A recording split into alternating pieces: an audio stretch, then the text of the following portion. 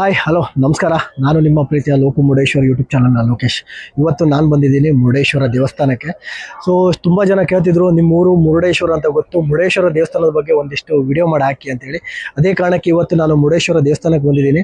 ಹಾಗೆ ಮುರುಡೇಶ್ವರ ದೇವಸ್ಥಾನದ ಗೋಪುರ ಆಗಿರ್ಬೋದು, ದೇವಸ್ಥಾನದ ಹಿನ್ನೆಲೆ ಆಗಿರ್ಬೋದು, ಇವತ್ತು ಎಲ್ಲದೂ ನಾನು ನಮ್ಮ ಯೂಟ್ಯೂಬ್ ಚಾನಲ್ ಮುಖಾಂತರ ನಿಮಗೆ ತಿಳಿಸ್ಕೊಡ್ತೀನಿ ಅಂತ ಹೇಳ್ತಾ ವಿಡಿಯೋನ ಸ್ಟಾರ್ಟ್ ಮಾಡ್ತೀನಿ. ಸೊ ವಿಡಿಯೋ ಇಷ್ಟ ಆದರೆ ದಯವಿಟ್ಟು ಒಂದು ಲೈಕ್ ಮಾಡಿ, ಹಾಗೆ ನನ್ನ ಚಾನಲ್ನ ಸಬ್ಸ್ಕ್ರೈಬ್ ಮಾಡ್ಕೊಳ್ಳಿ ಅಂತ ಹೇಳ್ತಾ ವಿಡಿಯೋ ಸ್ಟಾರ್ಟ್ ಮಾಡಿ.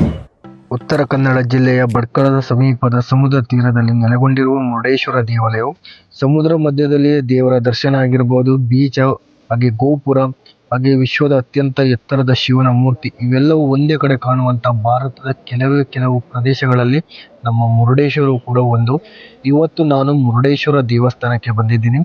ಆ್ಯಕ್ಚುಲಿಯಾಗಿ ನಾನು ಡೈಲಿ ಬರ್ತಾ ಇರ್ತೀನಿ, ರೆಗ್ಯುಲರ್ ಆಗಿ ಬರ್ತಿದ್ದೀನಿ. ಬಟ್ ಇವತ್ತು ನನ್ನ ಯೂಟ್ಯೂಬ್ ಸಬ್ಸ್ಕ್ರೈಬರ್ಗೋಸ್ಕರ ನಿಮಗೆ ಗೋಪುರದಿಂದ 4 ಕಿಟಕಿಗಳ ಮುಖಾಂತರ 4 ನೋಟ ಯಾವ ಥರ ನೋಡುತ್ತೆ ಅದರ ಪ್ರತಿಯೊಂದು ವ್ಯೂ ಅನ್ನು ನಾನು ಇವತ್ತು ನಿಮಗೆ ನೋಡ್ತೀನಿ.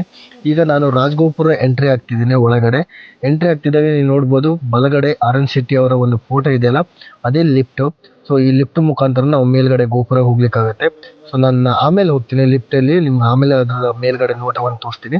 ಮೊದಲು ನಾನು ದೇವಸ್ಥಾನದ ಗರ್ಭಗುಡಿಗೆ ಹೋಗಿ ದೇವರ ದರ್ಶನವನ್ನು ಪಡೆದು, ಗರ್ಭಗುಡಿ ಒಳಗಡೆ ನಮಗೆ ಯಾವುದೇ ಥರ ಕ್ಯಾಮ್ರಾ ಅಲೋ ಇರಲ್ಲ, ಅದೊಂದು ನೆನಪಿರಲಿ. ನಾವೇನೇ ಇದ್ರೂ ಸುತ್ತಮುತ್ತಲು ವಿಡಿಯೋಗಳನ್ನು ಮಾಡ್ಬೋದು, ಅದು ಕೂಡ ಅಲೋ ಇಲ್ಲ. ಬಟ್ ನಾನು ಲೋಕಲ್ ಅನ್ನೋ ಒಂದು ಕಾರಣಕ್ಕೋಸ್ಕರ ನನಗೆ ಸುತ್ತಮುತ್ತ ವಿಡಿಯೋಗಳನ್ನು ಮಾಡ್ಲಿಕ್ಕೆ ಕೊಟ್ಟಿದ್ದಾರೆ.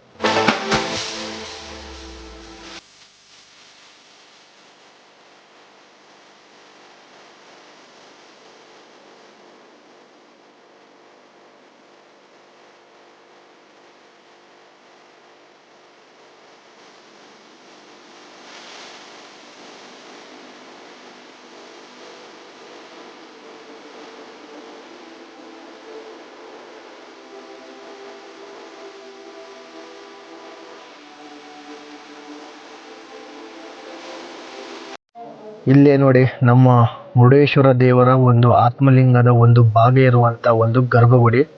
ಈಗ ನೀವೇನು ಇದು ವ್ಯೂ ನೋಡ್ತಾ ಇದ್ರಲ್ಲ, ಇದರಲ್ಲಿ ಒಂದು ಮೇಲ್ಗಡೆ ದೊಡ್ಡ ಗೋಪುರ ಇದೆಯಲ್ಲ, ಅದು ಮೇನ್ ಗರ್ಭಗುಡಿ. ಹಾಗೆ ಈ ಗರ್ಭಗುಡಿ ಒಳಗಡೆನೆ ಇರೋದು ನಮ್ಮ ಮುರುಡೇಶ್ವರ ದೇವಸ್ಥಾನದ ಒಂದು ಆತ್ಮಲಿಂಗ ಅಂತೇನು ಕರಿತೀವಿ, ಅದು ಎಲ್ಲೇ ಇರೋದು. ಹಾಗೆ ಇವತ್ತು ತುಂಬ ಜನ ಇದ್ರು, ಆದರೆ ಗರ್ಭಗುಡಿ ಒಳಗಡೆ ಸ್ವಲ್ಪ ಕಡಿಮೆ ಇದ್ದಾರೆ, ಹೊರಗಡೆ ಸಿಕ್ಕಾಪಟ್ಟೆ ಜನ ಇದ್ರು. ಹಾಗೆ ಈ ಎಡಗಡೆ ಎಲ್ಲ ಕೂತ್ಕೊಂಡಿದ್ದಾರೆ ನೋಡಿ, ಇದು ಅನ್ನದಾಸೋಹ ಇರುವಂಥ ಜಾಗ, ಅನ್ನ ಪ್ರಸಾದ ಸಿಗುವಂಥದ್ದು. ನೀವು ಮಧ್ಯಾಹ್ನ ಸಮಯಕ್ಕೆ ಬಂದರೆ ನಿಮ್ಗೆ ಅನ್ನ ಪ್ರಸಾದ ಕೂಡ ದೊರೆಯುತ್ತದೆ ಇಲ್ಲಿ. ಇದೆಲ್ಲ ಒಳಗಡೆ ತುಂಬ ಚಿಕ್ಕ ಚಿಕ್ಕ ಒಂದು ಗರ್ಭಗುಡಿಗಳು ತುಂಬ ಇದ್ದಾವೆ.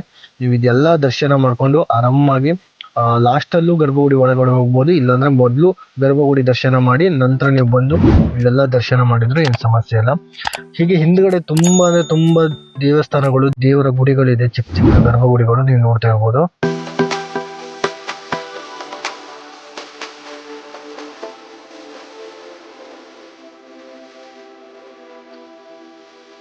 ಹಾಗೆ ನಮ್ಮ ಮುರುಡೇಶ್ವರ ದೇವಸ್ಥಾನದಲ್ಲಿ ಒಂದು ವಿಶೇಷವಾದ ಚಿನ್ನದ ರಥ ಕೂಡ ಇದೆ. ಅದು ಏನಾದರೂ ದೇವರ ಮೆರವಣಿಗೆ ಒಳಗಡೆ ಇದ್ದಾಗ, ಏನಾದರೂ ಪೂಜೆ ಇದ್ದಾಗ ಹೊರಗೆ ತೆಗಿತಾರೆ. ಬಟ್ ನಾನು ಬಂದಿದ್ದು ಇವಾಗ ಮಧ್ಯಾಹ್ನ ಆಗಿದೆ, ಅದಕ್ಕೋಸ್ಕರ ನಿಮ್ಗೆ ಅದನ್ನೆಲ್ಲ ತೋರಿಸ್ಲಿಕ್ಕೆ ಆಗ್ತಾ ಇಲ್ಲ. ನೋಡ್ಬೋದು, ಪೂಜಾರರು ಆಲ್ರೆಡಿ ನನಗೆ ವಾರ್ನಿಂಗ್ ಮಾಡ್ರು, ಈ ವಿಡಿಯೋ ಮಾಡಿಬಿಡ ಅಂತೇಳಿ. ಅವಾಗ ನಾನು ಮುರುಡೇಶ್ವರದವನೇ, ಲೋಕಲ್ಲೇ ಅಂತ ಹೇಳಿದಾಗ ಏನೋ ಒಂದು ತೊಂದರೆ ಮಾಡಲಿಲ್ಲ. ಇದೆಲ್ಲ ಗರ್ಭಗುಡಿ ನೀವು ವೀಕ್ಷಣೆ ಮಾಡಿದಾಗ ನಿಮಗೆ ಮುಂದ್ಗಡೆ ನಮಗೆ ಒಂದು ನವಗ್ರಹ ಒಂದು ದೇವಸ್ಥಾನ ಇದೆ, ನೀವು ನೋಡ್ಬೋದು. ಇದು ನವಗ್ರಹ ದೇವಸ್ಥಾನ. ಇಲ್ಲೂ ಕೂಡ ಒಂದು ಪ್ರದಕ್ಷಿಣೆ ಹಾಕಿ ನೀವು ಹೊರಗಡೆ ಬಂದರೆ ಈ ಗರ್ಭಗುಡಿಯೆಲ್ಲ ನೋಡ್ಲಿಕ್ಕೆ ಸಿಗುತ್ತೆ. ನಾವು ಗರ್ಭಗುಡಿ ದರ್ಶನ ಎಲ್ಲ ಮುಗಿಸ್ಕೊಂಡು ರಾಜಗೋಪುರ ಅಂದರೆ ಲಿಫ್ಟ್ ಮುಖಾಂತರ ರಾಜಗೋಪುರ ಹೋದ್ವಿ. ಈ ರಾಜಗೋಪುರ ಹೈಟ್ ಬಂದ್ಬಿಟ್ಟು 249, ಅಂದರೆ 18 ಮಾಡಿಗಳುಳ್ಳಂಥ ಒಂದು ರಾಜಗೋಪುರ. ಈ ರಾಜಗೋಪುರದಲ್ಲಿ ನಿಮಗೆ 4 ಕಿಟಕಿಗಳು ಸಿಗುತ್ತೆ, ಅಂದ್ರೂ 4 ದೃಶ್ಯಗಳು, ಅದು ಕೂಡ ಡ್ರೋನ್ ವ್ಯೂ ಥರ ಇರುತ್ತೆ. ನೀವು ನೋಡ್ಬೋದು ಇದು ಯಾವ ಥರ ನೋಡ್ತಾ ಇದೆ ಅಂತೇಳಿ. ಇದೆಲ್ಲ ನೋಡಲಿಕ್ಕೆ ಅದೃಷ್ಟ ಬೇಕು ಅಂತ ಹೇಳ್ತಾರೆ, ಅದು ಸುಳ್ಳಲ್ಲ. ನಾವು ಪ್ರತಿ ಸಲ ಬರ್ತೀವಿ, ಏನು ಜಾಸ್ತಿ ಏನು ಚಾರ್ಜ್ ಆಗಲ್ಲ ಲಿಫ್ಟಿಗೆ. ನಿಮಗೆ ಕೇವಲ 20 ರೂಪಾಯಿ ತಗೋತಾರೆ, ಅದು ಪರ್ ಪರ್ಸನ್. ಅಡಲ್ಟ್ ಅಂದರೆ ದೊಡ್ಡವರಿಗೆ, ಚಿಕ್ಕವರಿಗೆ ಕೇವಲ 10 ರೂಪಾಯಿ ತಗೋತಾರೆ. ನೀವು ಮುರುಡೇಶ್ವರ ಬಂದಾಗ ಎಷ್ಟೇ ಲೇಟ್ ಆಗಲಿ, ಎಷ್ಟೇ ಕಷ್ಟ ಆಗಲಿ, ಈ ವ್ಯೂ ಮಾತ್ರ ಮಿಸ್ ಮಾಡಬೇಡಿ. ಇದು 2ನೇ ನೋಟ. ಇದು ನಾವು ಏನು ರಾಜಗೋಪುರಕ್ಕೆ ಎಂಟ್ರಿ ಆದ್ವಲ್ಲ ಮೊದಲು, ಅಲ್ಲಿಂದ ಆ ನೋಟ ಇದು. ಅಂದರೆ ನಾವೀಗ ಹೊರಗಡೆ ಹೋಗೋದು ರಸ್ತೆ ಪ್ರತಿಯೊಂದು ನೋಡ್ತಾ ಇರ್ಬೋದು. ಆ ಕಡೆ ಈ ಕಡೆ ಸಮುದ್ರ, ಮಧ್ಯದಲ್ಲಿ ರೋಡ್ ಥರ ಇದೆ. ಇಲ್ಲಿಂದ ನೆಕ್ಸ್ಟ್ 3ನೇ ನೋಟ, ನಮ್ಮ ಮೀನೇನು ಫಿಶಿಂಗ್ ಮಾಡ್ತಾರೆ ಆ ಕಡೆ ಇದು. ಅಲ್ಲೆಲ್ಲ ನೋಡ್ಬೋದು ಸೈಡಲ್ಲಿ ಲೆಫ್ಟ್ ಸೈಡಲ್ಲಿ ಫುಲ್ಲು ಬೋಟ್ಗಳು ನಿಂತಿವೆ, ದೋಣಿಗಳು ನಿಂತಿವೆ. ಅದೇ ಸಮುದ್ರದಲ್ಲಿ ಅದೆಷ್ಟು ದೋಣಿಗಳು ನೋಡ್ತಾ ಇರ್ಬೋದು. ಇದು ಫಿಶಿಂಗ್ ಮಾಡುವಂಥ ಜಾಗ, ಅಂದರೆ ಫಿಶಿಂಗ್ ವ್ಯಾಪಾರ ನಡೆಯುವಂಥದ್ದು ಜಾಗ ಇಲ್ಲೇ. ಅದಾದ ನಂತರ ನಿಮಗೆ ಬರೋದು ಈ ಕಡೆ ಬೀಚ್. ಅಂದರೆ ನೀವು ಮುರುಡೇಶ್ವರಕ್ಕೆ ಬಂದ ಮೇಲೆ ಬೀಚಲ್ಲಿ ಆಟ ಆಡ್ತೀರಾ. ನೀವೇನು ಬೀಚಲ್ಲಿ ಆಟ ಆಡ್ತೀವಲ್ಲ ಇದು ಈ ಪ್ಲೇಸು. ಹಾಗೆ ಅಲ್ಲೊಂದು ವೇವ್ ಬ್ರಿಡ್ಜ್ ನೋಡ್ತಿರ್ಬೋದು ನೋಡಿ ನಿಮಗೆ. ಇದೆಲ್ಲ ಅದೇ ಆ ಬ್ರಿಡ್ಜ್ ಎಲ್ಲ ಅದೇ ಕಡೆ ಬರುತ್ತೆ. ಇದನ್ನೆಲ್ಲ ನೋಡಿ ನೀವು ಹಾಗೇ ಕೆಳಗಡೆ ಬಂದುಬಿಟ್ರೆ ನಾವು ಮುರುಡೇಶ್ವರಕ್ಕೆ ಬಂದಂಥ ಮೇನ್ ಏನು ಥಿಂಕ್ ಇದೆ, ಶಿವನ ಸ್ಟ್ಯಾಚು ನೋಡಬೇಕು ಅಂತೇಳಿ ಅಲ್ಲಿಗೆ ಹೋಗೋದು. ಈಗ ನೋಡ್ಬೋದು ಈ ರಸ್ತೆ ಎಲ್ಲ ಎಷ್ಟು ಚೆನ್ನಾಗಿದೆ. ಅಂದರೆ ಜನ ಏನು ಅಂದರೆ ಇವತ್ತು ಜನ ಇದ್ದಾರೆ, ಬಟ್ ಆಲ್ಮೋಸ್ಟ್ ಆಗಿ ಎಲ್ಲ ಗೋಪುರಕ್ಕೆ ಹೋಗೋಸ್ಕರ ವೇಟ್ ಮಾಡ್ತಿದ್ದಾರೆ. ಇನ್ನು ಕೆಲವರು ಒಳಗಡೆ ಗರ್ಭಗುಡಿ ಹತ್ರ ಇದ್ದಾರೆ. ಹಾಗಾಗಿ ರೋಡೆಲ್ಲ ಖಾಲಿಯಾಗಿ ನೋಡ್ತಾ ಇದೆ. ಹಾಗೆ ನಾನು ಒಳಗಡೆ ಎಂಟ್ರಿ ಆಗ್ತಾ ಇದ್ದೀನಿ. ಹಾಗೆ ಎಂಟ್ರಿ ಆಗಿ ಒಳಗಡೆ ಹೋದರೆ ನಿಮಗೆ ಅಲ್ಲೊಂದು ಮೂರ್ತಿ ನೋಡ್ತಿರ್ಬೋದು, ಒಂದು ಸ್ಟ್ಯಾಚು. ಇದು ಆರ್ ಎನ್ ಶೆಟ್ಟಿ ಅವ್ರದ್ದು. ನಮ್ಮ ಈ ಮುರುಡೇಶ್ವರ ಇವತ್ತು ಈ ಹಂತಕ್ಕೆ ಬರಲು ಇವರೇ ಮೇನ್ ಕಾರಣ. ಇವರೇ ಈ ಮುರುಡೇಶ್ವರನ ಇಷ್ಟು ಇಂಪ್ರೂವ್ಮೆಂಟ್ ಮಾಡ್ಲಿಕ್ಕೆ ಕಾರಣ ಅಂತ ಹೇಳಿದ್ರು ತಪ್ಪಾಗಲ್ಲ.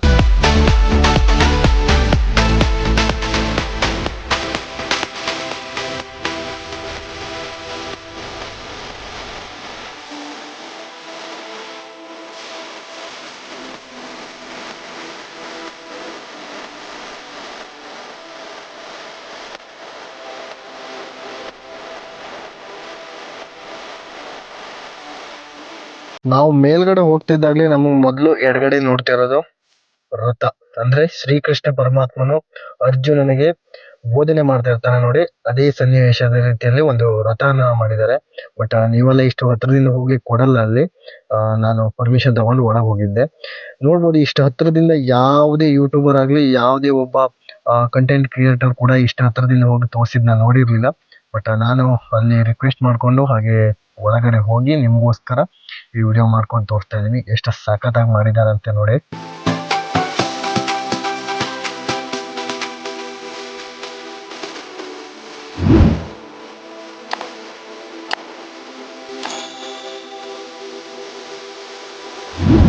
ಹಾಗೆ ಇಲ್ಲೇನ್ ರಥ ನೋಡ್ತಿದ್ರಲ್ಲ, ಈ ರಥ ನಮ್ಮ ಮುರುಡೇಶ್ವರ ದೇವಸ್ಥಾನದ ಜಾತ್ರೆಗೆ ಯೂಸ್ ಮಾಡ್ತಿರುವಂತ ಹಳೆಯ ರಥ.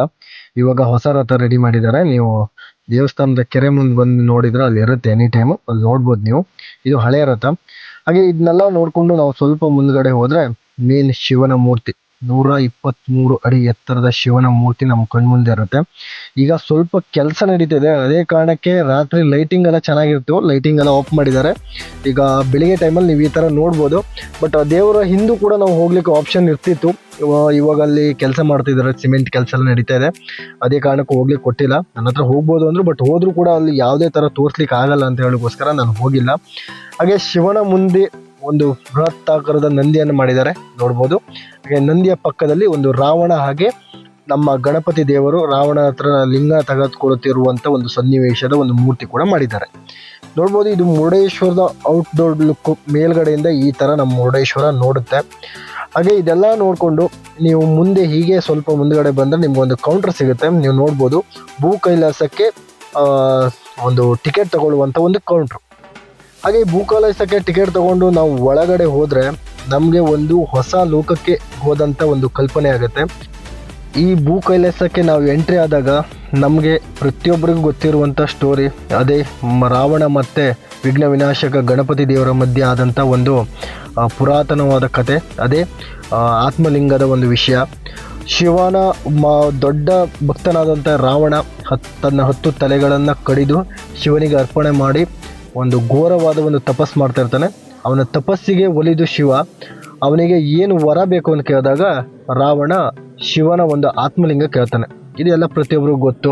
ಹಾಗೆ ಆತ್ಮಲಿಂಗವನ್ನು ಕೇಳಿದಾಗ ಅದನ್ನು ತಗೊಂಡು ಹೋಗುವಂಥ ಸಮಯದಲ್ಲಿ ಶಿವ ರಾವಣಿಗೆ ಒಂದು ಎಚ್ಚರಿಕೆ ನೀಡಿರ್ತಾರೆ. ಈ ಆತ್ಮಲಿಂಗವನ್ನು ಒಮ್ಮೆ ಕೆಳಗಡೆ ಇಟ್ಟರೆ, ಅಂದರೆ ನೆಲದಲ್ಲಿ ಒಮ್ಮೆ ಇಟ್ಟರೆ ಇನ್ನೊಂದು ಸಲ ಅದನ್ನ ತೆಗಿಲಿಕ್ಕಾಗಲ್ಲ ಅಂಥೇಳಿ. ಅದಾದ ನಂತರ ರಾವಣ ಆತ್ಮಲಿಂಗವನ್ನು ತಗೊಂಡು ತನ್ನ ಲಂಕೆ ಹತ್ರ ಕಡೆ ಹೋಗ್ತಾ ಇರ್ತಾನೆ. ಇದನ್ನೆಲ್ಲ ಗಮನಿಸಿದ ದೇವತೆಗಳಿಗೆ ರಾವಣ ಮೊದಲೇ ಒಬ್ಬ ಕೋಪಿಷ್ಟ, ಹಾಗೆ ಅಜಾನಭವ ಆಗಿರ್ತಾನೆ, ಹಾಗೆ ಅಧರ್ಮಿನೂ ಕೂಡ ಆಗಿರ್ತಾನೆ. ಇದೇ ಕಾರಣಕ್ಕೆ ದೇವತೆಗಳೆಲ್ಲ ಸೇರಿ ವಿನಾಯಕನಲ್ಲಿ, ಅಂದರೆ ವಿಘ್ನ ವಿನಾಶಕ ಗಣಪತಿ ದೇವರಲ್ಲಿ ಬಂದು ವಿನಂತಿ ಮಾಡ್ತಾರೆ, ಏನಾದರೂ ಮಾಡಿ ಉಪಾಯ ಮಾಡಿ ಆತ್ಮಲಿಂಗವನ್ನು ಇಲ್ಲೇ ಇರಿಸೋ ಥರ ಮಾಡಿ ಅಂತೇಳಿ. ಆಗ ಗಣಪತಿ ದೇವರು ಒಬ್ಬ ಬ್ರಾಹ್ಮಣ ಬಾಲಕನ ವೇಷ ಧರಿಸಿ ಗೋಕರ್ಣದತ್ತ ತೆರಳುತ್ತಾರೆ. ಇದೇ ಸಮಯಕ್ಕೆ ರಾವಣ ಗೋಕರ್ಣದತ್ತ ಬಂದಿರ್ತಾನೆ. ಹಾಗೆ ಇವನಿಗೆ ಸಂಧ್ಯಾ ವಂದನೆ ಮಾಡುವಂಥ ಸಮಯ ಆಗಿರುತ್ತೆ.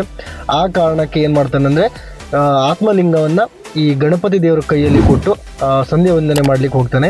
ಇದೇ ಸಮಯ ನೋಡಿಕೊಂಡು ಗಣಪತಿ ದೇವರು ಏನು ಮಾಡ್ತಾರೆ, ಆತ್ಮಲಿಂಗನ ಆ ಭೂಮಿಯಲ್ಲಿ ಅಂದರೆ ಗೋಕರ್ಣ, ಇವಾಗ ಏನು ನಾವು ನೋಡ್ತಿದ್ವಿ ಗೋಕರ್ಣ, ಆ ಗೋಕರ್ಣದಲ್ಲಿ ಇರ್ತಾರಂತ. ಇದನ್ನು ನೋಡಿದಂಥ ರಾವಣನ ಕೋಪ ಜಾಸ್ತಿಯಾಗಿ ಗಣೇಶ ದೇವರಿಗೆ ಒಂದು ಹೊಡೆದು ಅದಾದ ನಂತರ ಅವನೇನು ಮಾಡ್ತಾನೆ ಅಂದರೆ ಲಿಂಗವನ್ನು ಎತ್ತಲಿಕ್ಕೆ ಬಹಳ ಪ್ರಯತ್ನ ಪಡ್ತಾನೆ. ಆದರೆ ಲಿಂಗ ಯಾವುದೇ ಕಾರಣಕ್ಕೂ ಎತ್ತಲಿಕ್ಕೆ ಆಗಿಲ್ಲ. ಅದಾದ ನಂತರ ಲಿಂಗವನ್ನು ಇವನು ಚೂರಾಗಿ ಮಾಡ್ತಾನೆ, ಅಂದರೆ 4 ಭಾಗಗಳಾಗಿ ವಿಂಗಡವಾಗುತ್ತೆ. ಅದು ನಾವು ಇವಾಗ ನೋಡ್ತಿರುವಂಥ ಇದೊಂದು ಮುರುಡೇಶ್ವರ, ಹಾಗೆ ಧಾರೇಶ್ವರ, ಹಾಗೆ ಇನ್ನೊಂದು ಸಿಳ್ಳೆಶ್ವರ, ಮತ್ತೊಂದು ಗುಣವಂತೇಶ್ವರ. ಈ 4 ಜಾಗಗಳು ಈ ರಾವಣನ ಕೋಪದಿಂದ ಸೃಷ್ಟಿ ಆಯಿತು ಅಂತ ಹೇಳಿದ್ರು ಕೂಡ ತಪ್ಪಾಗಲ್ಲ. ಇದೆಲ್ಲ ನಮ್ಮ ಕರ್ನಾಟಕದ ಕರಾವಳಿ ಭಾಗದಲ್ಲಿ ನೋಡ್ಲಿಕ್ಕೆ ನಿಮಗೆ ಸಿಗುತ್ತೆ.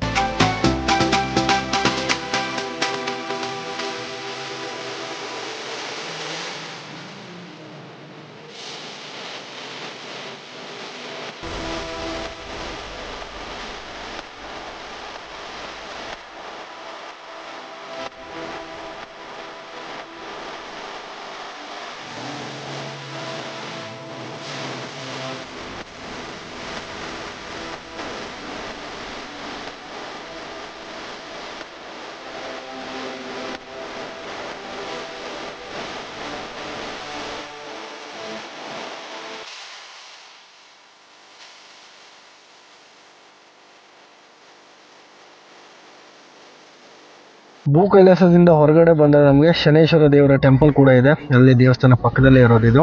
ಇಲ್ಲೂ ಹೋಗಿ ಒಂದ್ಸಲ ದೇವರ ದರ್ಶನ ಮಾಡಿ ಅದನ್ನೆಲ್ಲ ಮುಗಿಸ್ಕೊಂಡು ನಾನು ಕೆಳಗಡೆ ಬೀಚಿಗೆ ಬಂದರೆ ನೋಡ್ಬೋದು ನೀವು, ಆ ಕಡೆ ಈ ಕಡೆ ಎಲ್ಲ ಫುಲ್ ಅಂಗಡಿಗಳಿದೆ.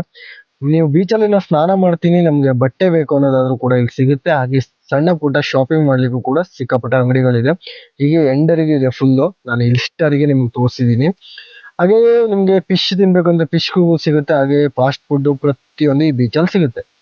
ಅದಾದ ನಂತರ ನಾನು ಮುಂದ್ಗಡೆ ವೇ ಬ್ರಿಡ್ಜ್ ಇತ್ತು, ಅಲ್ಲಿ ಹೋದೆ. ನಮ್ಮ ಸಬ್ಸ್ಕ್ರೈಬರ್ಗೋಸ್ಕರ ಕೇಳುವ ಎಷ್ಟು ಚಾರ್ಜ್ ಮಾಡ್ತಾರೆ ಏನು ಅಂತ ಹೇಳಿ. ಒಂದು ಪರ್ ಪರ್ಸನ್ಗೆ ಇವರು 100 ರೂಪಾಯಿ ಚಾರ್ಜ್ ಮಾಡ್ತಾರೆ ಅಂತೇಳಿ ಹೇಳ್ತಾ ಇದ್ರು. ಅಣ್ಣ ವೇ ಬ್ರಿಡ್ಜ್ ಪರ್ ಪರ್ಸನ್ ಎಷ್ಟು ಅಂದ್ರೆ 100?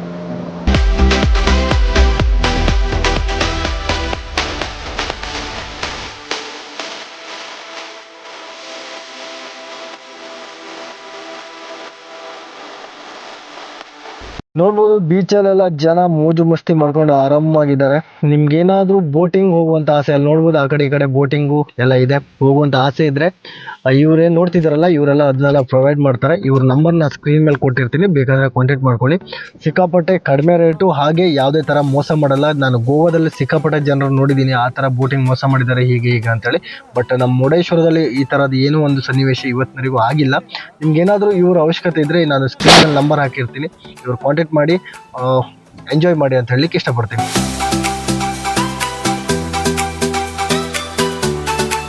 ಡೇ ಟೈಮಲ್ಲಿ ಇಷ್ಟೊಂದು ಸಖತ್ತಾಗಿ ನೋಡುವಂಥ ನಮ್ಮ ಮುರುಡೇಶ್ವರ ನೈಟ್ ಟೈಮಲ್ಲಿ ಹೇಗೆ ನೋಡುತ್ತೆ ಅಂತ ಕೂಡ ಒಂದು ಚಿಕ್ಕದಾದ ವಿಡಿಯೋ ತೋರಿಸ್ತಾ ಇದ್ದೀನಿ ನೋಡಿ. ಇದು ನೈಟ್ ಟೈಮಲ್ಲಿ ಈ ಥರ ಇದೆ ನಮ್ಮ ಮುರುಡೇಶ್ವರ. ಗೋಪುರ ಅಂತೂ ಹೇಳೋದೇ ಬೇಡ, ಒನ್ ಆಫ್ ದಿ ಬೆಸ್ಟ್ ಅಂದರೆ ಬೆಸ್ಟ್ ಲೈಟಿಂಗ್ ಮಾಡಿದ್ದಾರೆ. ಹಾಗೆ ಮುರುಡೇಶ್ವರ ದೇವರಿಗೂ ಕೂಡ ಒಂದು ಲೈಟಿಂಗ್ ಇತ್ತು, ಬಟ್ ಇವಾಗ ಏನೋ ಕೆಲಸ ನಡೀತಿದೆ. ನಾನು ನಿಮ್ಗೆ ಆವಾಗಲೇ ತೋರಿಸಿದ್ದೆ, ಸಿಮೆಂಟ್ ಕೆಲಸ ಎಲ್ಲ ಮಾಡ್ತಾಯಿದ್ದಾರೆ, ಅದೇ ಕಾರಣಕ್ಕೋಸ್ಕರ ಲೈಟಿಂಗ್ ತೆಗೆದಿದ್ದಾರೆ. ನೀವು ಮುರುಡೇಶ್ವರ ಬರ್ತಾ ಇದ್ದೀನಿ, ನನಗೆ ಮುರುಡೇಶ್ವರದಲ್ಲಿ ಒಂದೊಳ್ಳೆ ರೂಮು ಹಾಗೆ ಏನಾದರೂ ರೆಸಾರ್ಟ್ ಬೇಕು ಅಂತ ಹೇಳಿದರೆ ನಾನು ಕಮೆಂಟ್ ಬಾಕ್ಸಲ್ಲಿ ಕಮೆಂಟ್ ಮಾಡಿ, ನಾನು ಅವರ ರೂಮ್ ಅಂದರೆ ರೆಸಾರ್ಟ್ ನಂಬರ್ ನಿಮ್ಗೆ ಡೈರೆಕ್ಟಾಗಿ ಕಳಿಸ್ತೀನಿ. ಹಾಗೆ ಲೊಕೇಶನ್ ಬೇಕಿದ್ದರೂ ಕೂಡ ಕಳಿಸ್ತೀನಿ. ಐ ಥಿಂಕ್ ನನ್ನ ವಿಡಿಯೋ ನಿಮಗೆ ಇಷ್ಟ ಆಗಿದೆ ಅಂತ ಅಂದ್ಕೊಂಡಿದ್ದೀನಿ. ಯಾಕಂದರೆ ವಿಡಿಯೋದಲ್ಲಿ ನಾನು ಕಂಪ್ಲೀಟಾಗಿ ಮುರುಡೇಶ್ವರದ ಬಗ್ಗೆ ತಿಳಿಸ್ಕೊಟ್ಟಿದ್ದೀನಿ ಅಂದ್ಕೊಂಡಿದ್ದೀನಿ. ವಿಡಿಯೋ ಇಷ್ಟ ಆದರೆ ದಯವಿಟ್ಟು ಒಂದು ಲೈಕ್ ಮಾಡಿ, ಹಾಗೆ ನನ್ನ ಚಾನಲ್ನ ಸಬ್ಸ್ಕ್ರೈಬ್ ಮಾಡ್ಕೊಳ್ಳಿ. ಇನ್ನಷ್ಟು ವಿಡಿಯೋ ಜೊತೆ ನಿಮ್ಮ ಮುಂದೆ ಬರ್ತಾ ಇರ್ತೀನಿ. ಅಲ್ಲಿವರೆಗೂ ಟೇಕ್ ಕೇರ್, ಬಾಯ್.